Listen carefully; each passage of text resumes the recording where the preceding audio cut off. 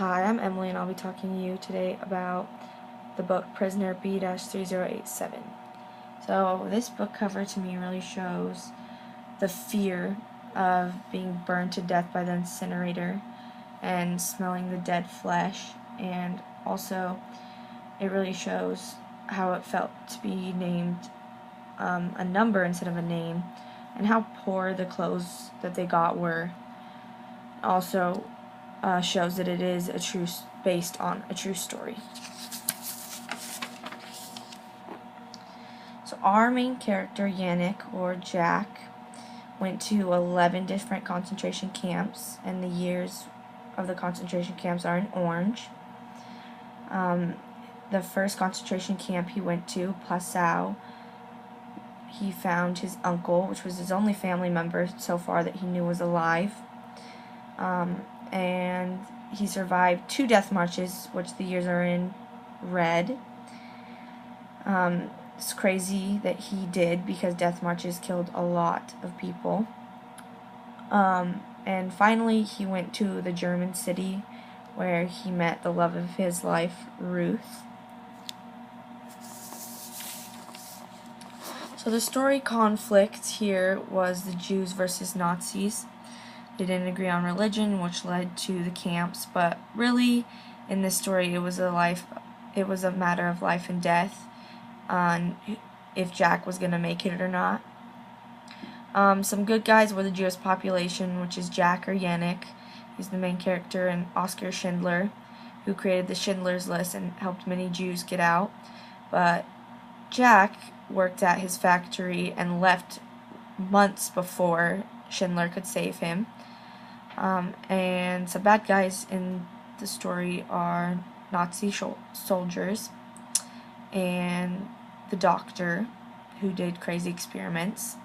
And Yannick actually was checked out by the doctor but never chosen for any experiments.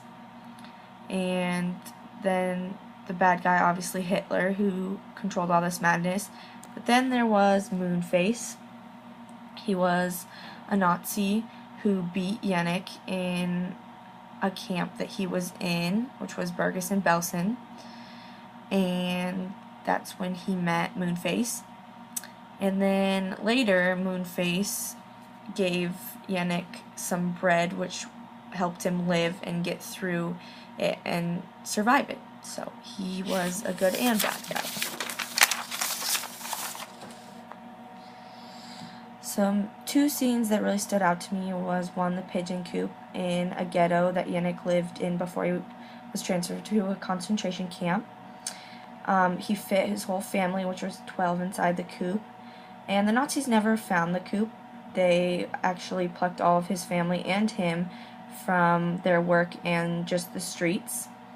And it really stood out to me because it's crazy what they went through and what they really had to do just to survive.